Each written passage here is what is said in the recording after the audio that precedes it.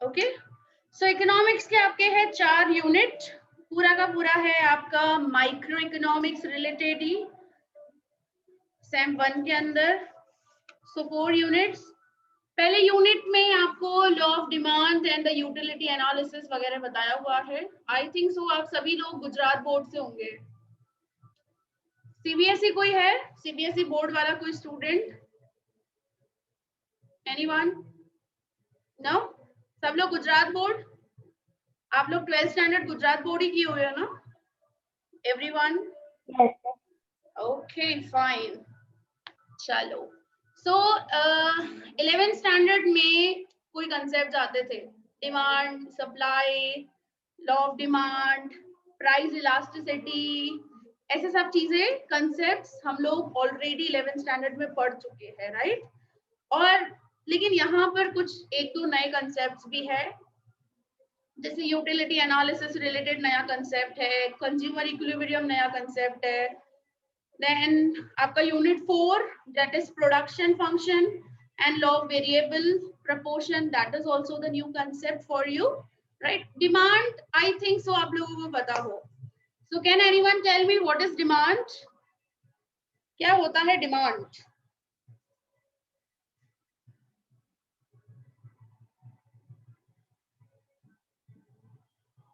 Yes. What is demand? Anyone?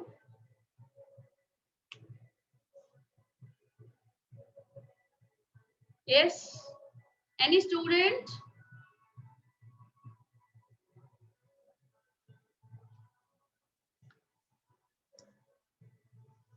हम लोग आए दिन डिमांड्स करते रहते हैं, यस और no?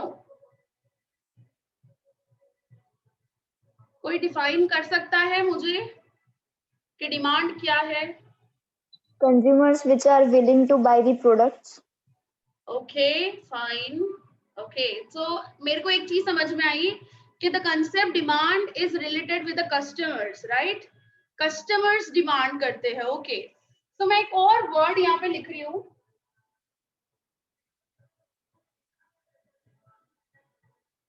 desire. Can we say that desire and demand दोनों एक ही चीजें हैं? मतलब desire बोलो या demand बोलो? Yes? Yes, ma'am. थोड़ा जोर से बोलेंगे।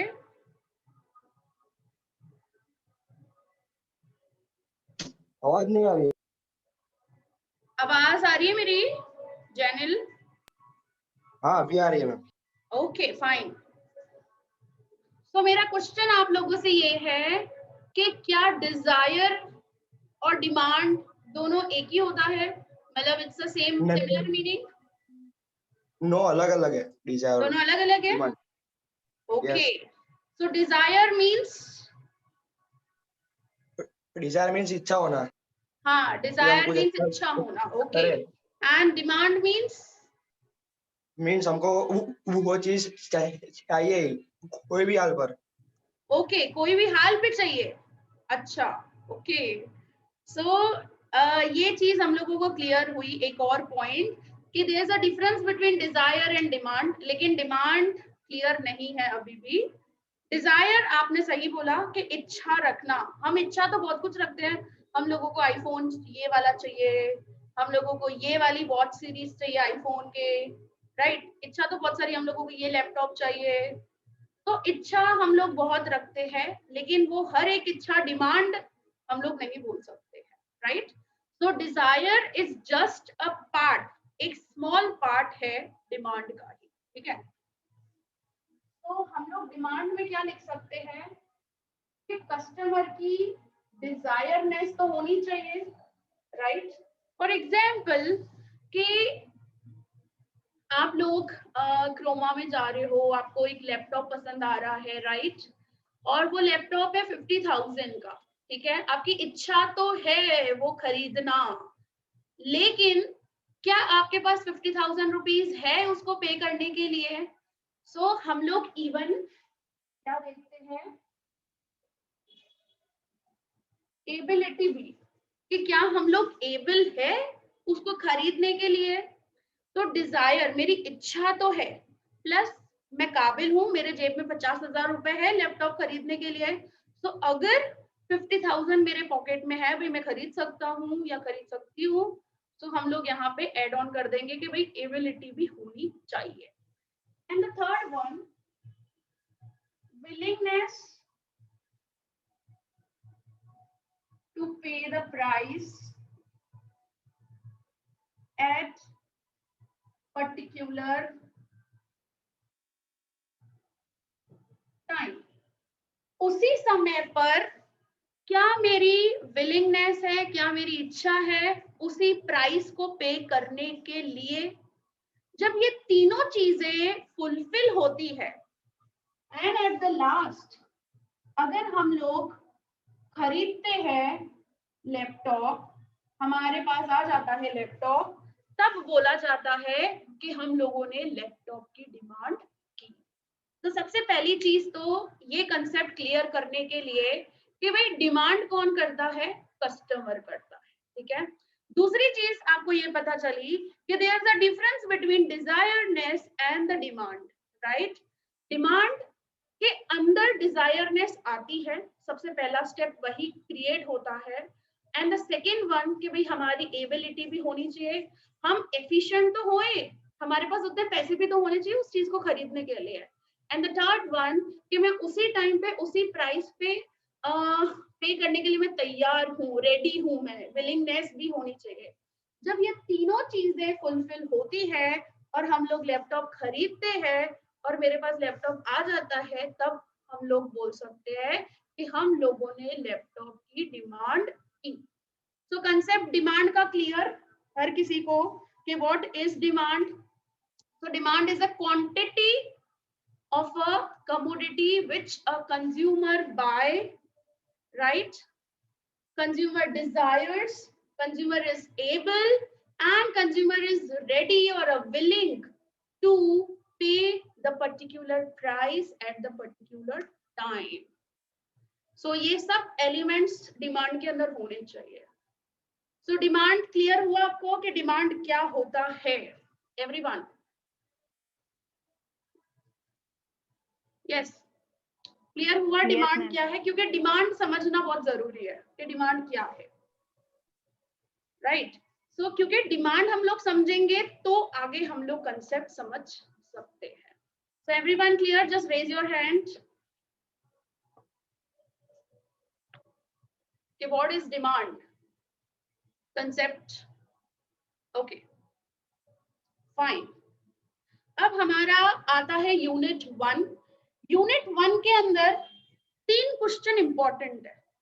अगर आप वो 3 क्वेश्चन करके जाते हो तो ये मेरी गारंटी कि वो 3 क्वेश्चंस आपके पेपर में होंगे ही होंगे, ठीक है। सो 3 क्वेश्चन कौन से यूनिट 1 के अंदर से।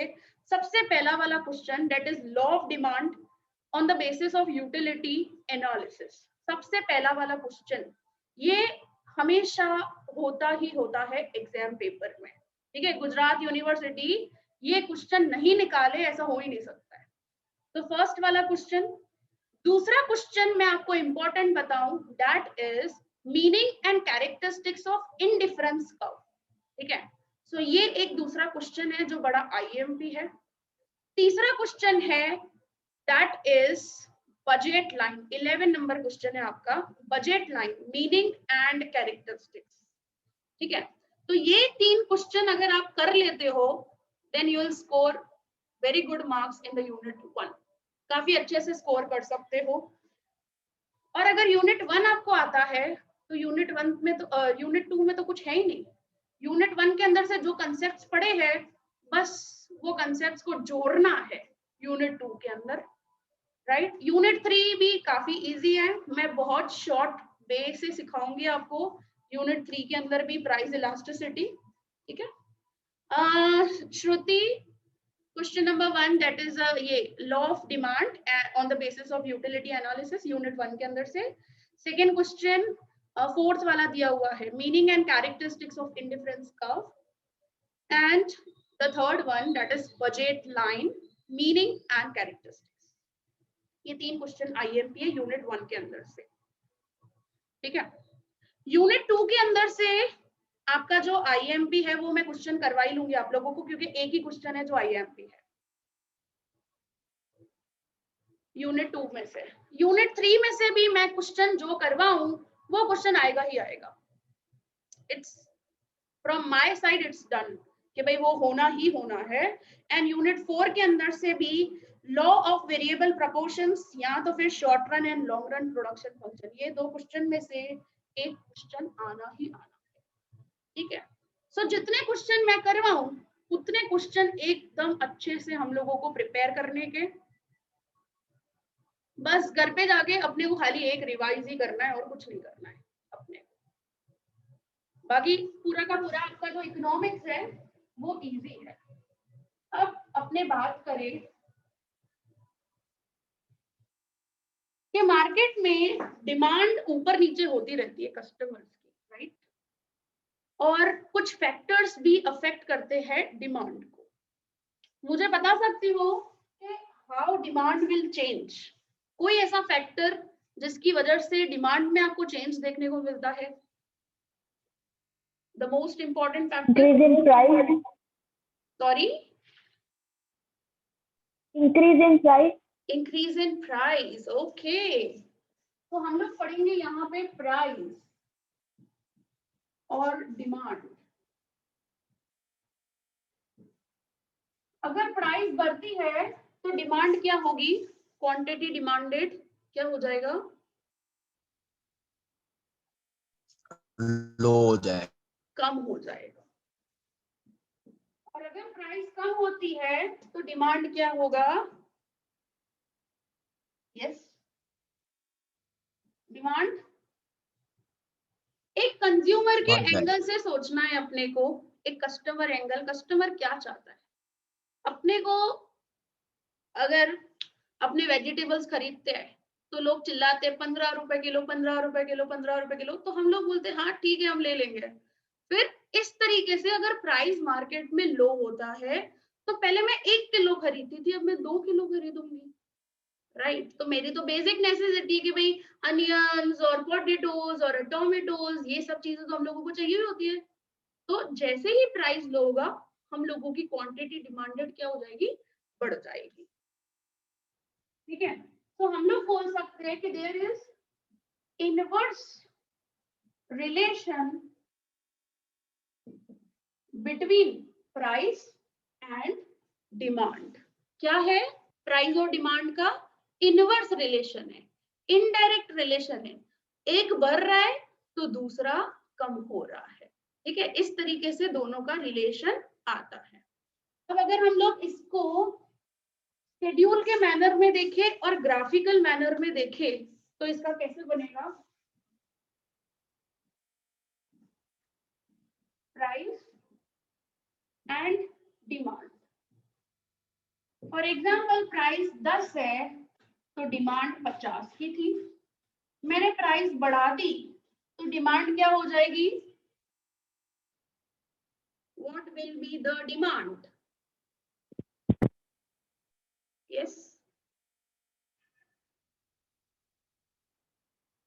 40, 40। प्राइस और बढ़ा दी, 30 कर दी भाई, डिमांड 30। प्राइस और बढ़ा दी भाई, डिमांड और कम हो गई। 20, प्राइस और बढ़ा दी भाई, 50 कर दी, और ये डिमांड क्या हो जाएगी? 10। ठीक है, तो this is a common schedule, common हम लोग टेबल बनाते हैं डिमांड और सप्लाई को बताने के लिए। सेम एज इट इज हम लोग क्या करेंगे, इसको ग्राफिकल प्रेजेंट करें।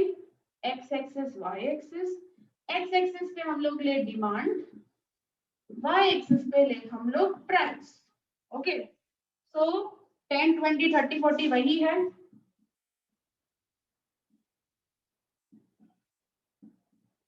और यहाँ पे भी 10 20 30 40 50। जब प्राइस 10 थी तो डिमांड थी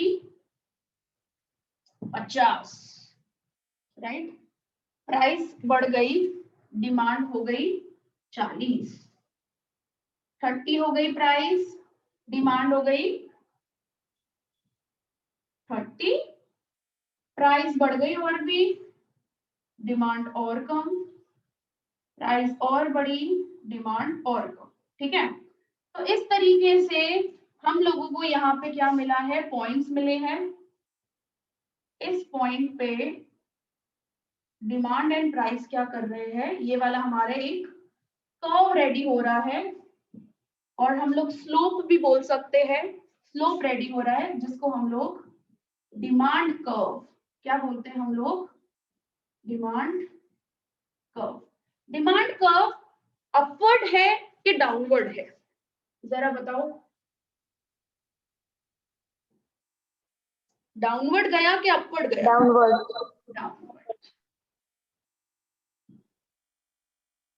downward sloping.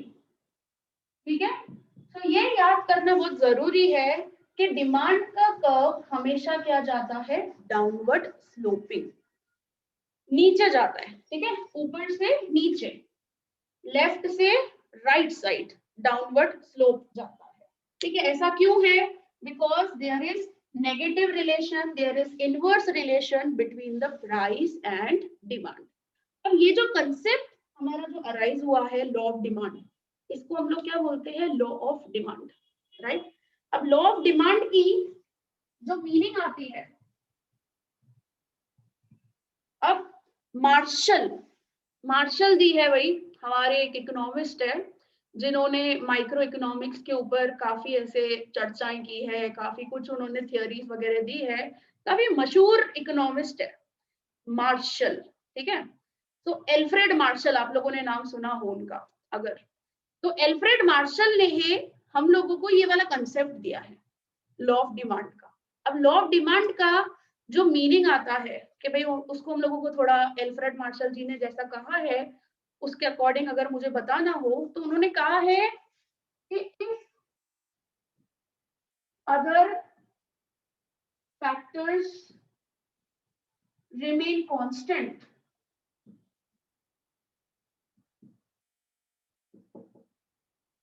if other factors remains constant, if the product's price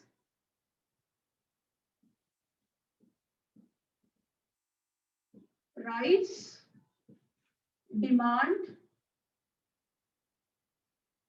contracts, and if product's price falls, demand expands। ठीक है, अब ये जो वर्ड्स हम लोगों को दिए हैं, वो वर्ड्स दिए हम लोगों को मार्शल ने। ठीक है, सो यहाँ पर ये इन्वर्टेड कॉमा में अपने को चीज लिखनी पड़े, मार्शल जी ने हम लोगों को क्या बोला है। अब ऊपर स्टेटमेंट आती है कि if other factors remain constant. अब मुझे आप लोग बताओ कि क्या कोई और फैक्टर्स भी है जिसकी वजह से डिमांड चेंज हो सकती है, कोई दूसरा फैक्टर्स है प्राइस के अलावा जिसकी वजह से डिमांड में चेंज देखने को मिलेगा? Taste or preferences of customers. Exactly, taste and preference of the customers. Okay. Yes, any else? Anyone? Taste and preference? और कोई? Yes, any other factor? क्योंकि जैसा Customers income. customers Income. income, शाबाश, customers income। मुझे बता सकते हो कि अगर कस्टमर की इनकम बढ़ेगी तो कस्टमर डिमांड क्या करेगा, बढ़ाएगा कि कम करेगा? बढ़ाएगा। बढ़ाएगा। तो इनकम और डिमांड का हमेशा पॉजिटिव रिलेशन होता है कि जैसे अब मेरे 50,000 रुपए कमा रहे हैं, लाख रुपए कमाएंगे, 2 लाख रुपए कमाएंगे, तो डिमांड भी वैसी हो जाएगी हमारी, सिंपली। ओके, नेक्स्ट कोई और फैक्टर है जो आपके दिमाग में आ रहा हो? Any other factor? जिसकी वजह से डिमांड में इफेक्ट आता हो, डिमांड चेंज हो जाता हो? Yes, anyone else? दो चीजें आपने बताई।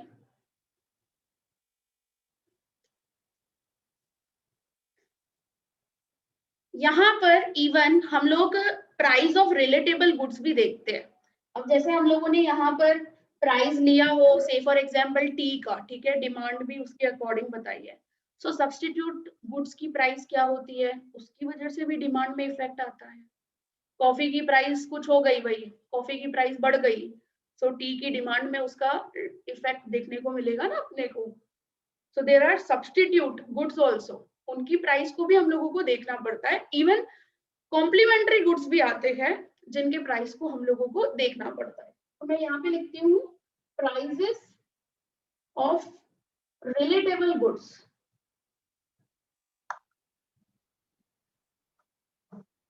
Okay, yes, anything else?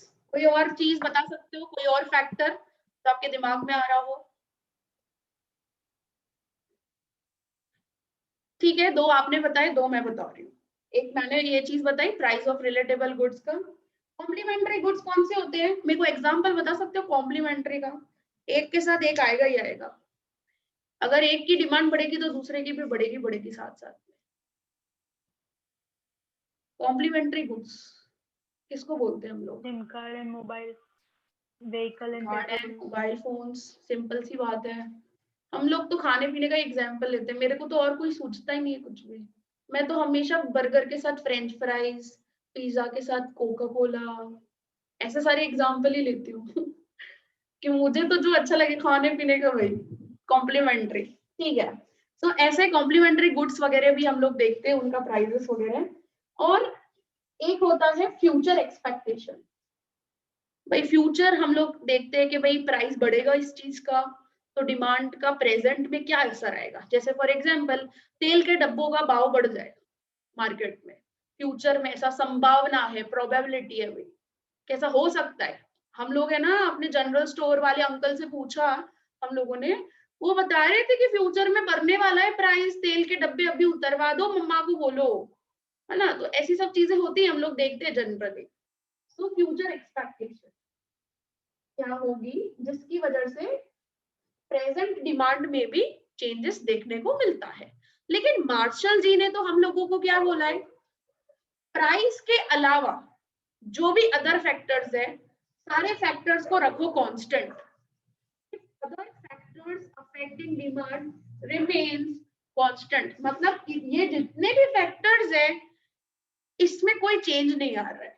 ये सारे फैक्टर्स को हम लोग क्या रख रहे हैं, कांस्टेंट। क्या रख रहे हैं हम लोग, कांस्टेंट रख रहे हैं। और उसके बाद हम लोग यहाँ पर रिलेशन डिस्क्राइब कर रहे हैं, किसका, price of a commodity and the demand for the commodity, ठीक है। सो लॉ ऑफ डिमांड क्या है, लॉ ऑफ डिमांड हमको ये बोलता है कि अदर फैक्टर्स प्राइस के अलावा जो भी है उन सबको वही कांस्टेंट, एकदम अज्यूम करो ऐसा कि वो सारे सब चीजें कांस्टेंट है। There is no expectation regarding future price, the price of relatable goods is not changing, there is no change in customers income, there is no change in taste and preference of the customers, right। तो ये सब चीजें हम लोग constant रखे, हम लोगों ने assumption लिया। and then if the price of the product increases, the demand contracts, and if the price of the product falls, demand expands। तो ये जो कंसेप्ट है, इस कंसेप्ट को नाम दिया है law of demand. So everyone clear, किसने कंसेप्ट बताया है लॉ ऑफ डिमांड? जल्दी फटाफट से फ्लैशबैकिंग, जल्दी। कौन से इकोनॉमिस्ट ने लॉ ऑफ डिमांड का कंसेप्ट दिया अपने को? मैंने अभी अभी मार्शल, एल्फ्रेड मार्शल जी ने हम लोगों को कंसेप्ट दिया। अदर फैक्टर्स को क्या रखा गया है लॉ ऑफ डिमांड के अंदर? Constant. Constant. Law of demand के अंदर कौन से दो वेरिएबल्स का रिलेशन बताया है? Price and demand. Price and demand. If the price rise, demand Decreases. अपने वर्ड यूज करेंगे कॉन्ट्रैक्ट. ठीक है, थोड़ा ऑफिशियल वर्ड्स इकोनॉमिक्स के हम लोग थोड़ा यूज करें. ठीक है, तो okay, contracts. And if the price falls, what will happen with the demand? Yes, Increases. increases or expands. Fine. What is the slope of demand curve? It's an upward slope or a downward slope?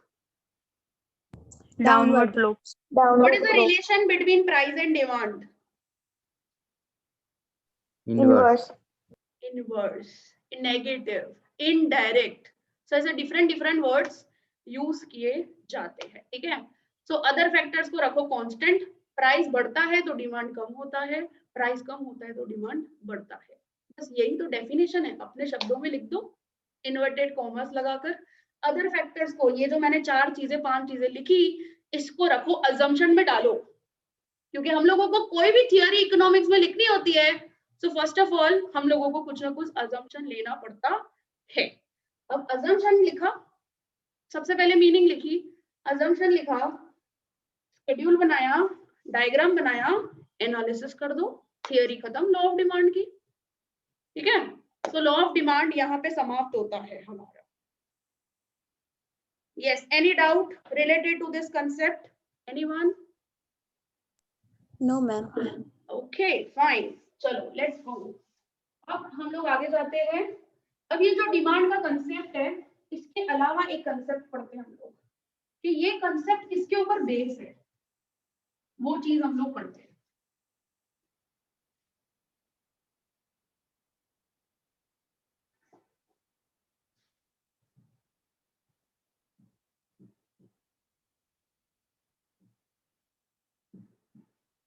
Utility.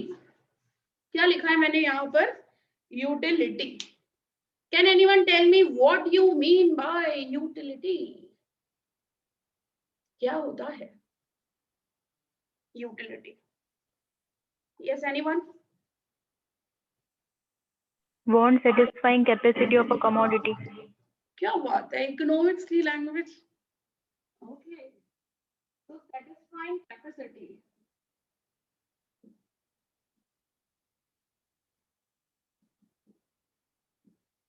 Okay, सो क्या हम लोग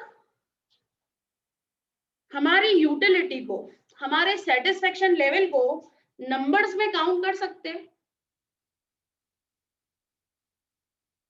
yes. हम लोग कहीं पे coffee पीने जा रहे हैं, वहां पर हम लोगों ने एक ग्लास कॉफी का मंगवाया और हम लोगों ने बोला कि हम लोगों को 10 सेटिस्फेक्शन हुआ, 10. हम लोग नंबर्स में काउंट कर सकते हैं उसको. 10 रुपीज का सेटिस्फेक्शन, 15 रुपीज का सेटिस्फेक्शन, 50 रुपए का सेटिस्फेक्शन, ऐसा काउंट कर सकते हैं हम लोग? कि हम लोग ऐसा बोलेंगे कि भाई हमारा सेटिस्फेक्शन हाई हुआ, लो हुआ, या फिर ठीक है, I am not satisfied with that, ऐसे बोल सकते हैं हम लोग. सो यूटिलिटी को नंबर्स में काउंट नहीं किया जाता है. ठीक है, जो सेटिस्फेक्शन लेवल है उसको हाई लो ऐसे सब चीजों में हम लोग देखते हैं. So there are 2 concepts. एक आता है ऑर्डिनल और एक आता है कार्डिनल. ऑर्डिनल मतलब हाई लो बताए हम लोग सेटिस्फेक्शन लेवल हमारा. कार्डिनल मतलब in numerical, in numbers, in quantity अगर हम लोग बताते हैं. ठीक है, सो इसी कंसेप्ट को प्रैक्टिकल लाइफ में तो ये कंसेप्ट ऑर्डिनल यूज होता है, राइट? कि भाई हम लोग सेटिस्फेक्शन, हम लोग सेटिस्फाई कितने हुए क्या, तो हम लोग हाई लो, बहुत ज्यादा, ऐसा हम लोग बता सकते हैं. लेकिन इकोनॉमिक्स में हम लोग ये कंसेप्ट्स को नंबर्स में लेकर आते हैं और इसके ऊपर हम लोग एक थियोरी पढ़ते हैं जिसका नाम दिया जाता है law of marginal utility, diminishing marginal utility. Specially ऐसा बोला जाता है कि law of diminishing marginal utility. ठीक है, तो आपका पहला चैप्टर का नाम ही ये है कि law of demand on the basis of utility. And indifference curve. Indifference curve को तो हम लोग बाद में पढ़ेंगे, पहले हम लोग जो यूटिलिटी के बेसिस पे, तो इसको नंबर्स में आपके बुक के अंदर बताया गया है। अब नंबर्स में कैसे बताया गया है, सबसे पहले वो समझते हैं। फॉर एग्जाम्पल, अगर मैंने एक एप्पल खाया तो 10 यूटिल्स का सेटिस्फेक्शन, हम लोग यूटिल्स दे देते हैं उसको, रुपीस नहीं, यूटिल्स। 2 एप्पल खाए, भूख लगी है यार, तो सेटिस्फेक्शन लेवल भी क्या हो जाएगा, सीधी सी बात है, अब क्या हो जाएगा, फॉर एग्जाम्पल 20 यूटिल्स। 3 एप्पल खाए, 4 खाए, 5, 6, 7, 8, एक लिमिट आ जाएगी, यस और नो, एक लिमिट आएगी। Yes.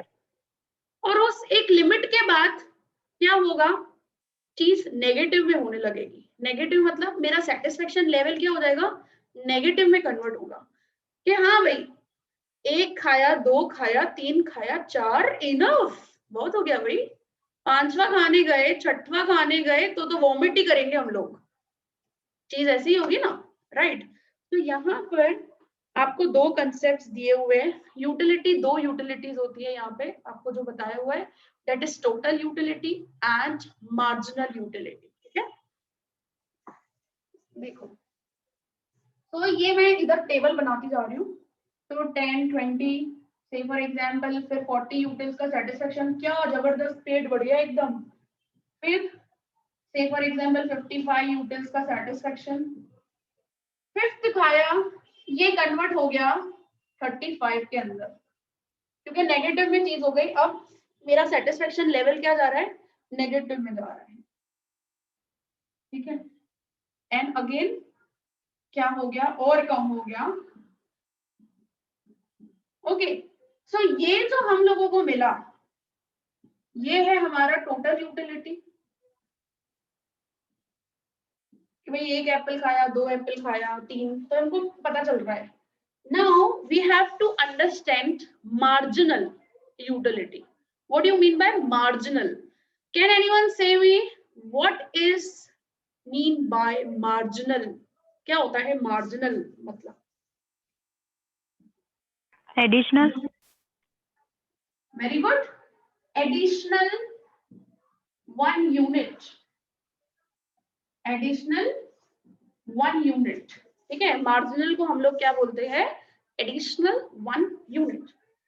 अगर हम लोग एक एप्पल से दूसरे एप्पल में जा रहे हैं, तो मेरा कितना सेटिस्फेक्शन एड ऑन हुआ जब मैं एक से दूसरे एप्पल में गई। यस, एनीवन, कोई बता सकता है इसमें से, देखते 10। अगर मैं सेकंड से थर्ड एप्पल खा रही हूँ, तो मेरा सेटिस्फेक्शन लेवल कितना इंक्रीज हो रहा है, 20. थर्ड से फोर्थ में गई, यस 15. 15, फोर्थ से फिफ्थ में गई, अब क्या होगा, यस अब क्या हो जाएगा, -20. -20, और फिफ्थ से सिक्स्थ में गई तो -5, राइट। तो इस तरीके से हमारा यहाँ पे मार्जिनल अपने को देखने को मिलता है कि मार्जिनल यूटिलिटी कैसा जा रहा है। अगर मैं एक और ज्यादा एप्पल खा रही हूँ, तो मेरा सेटिस्फेक्शन लेवल स्टार्टिंग में तो क्या होगा, ठीक है बढ़ेगा, लेकिन फिर एक स्टेज पे आके क्या हो जाएगा, एकदम मिनिमम हो जाएगा, एकदम 0 जैसा हो जाएगा, और उसके बाद वो क्या हो जाएगा, कन्वर्ट हो जाएगा नेगेटिव में, ठीक है। सो ये हमारा कंसेप्ट है यूटिलिटी का। क्या है कंसेप्ट, यूटिलिटी का।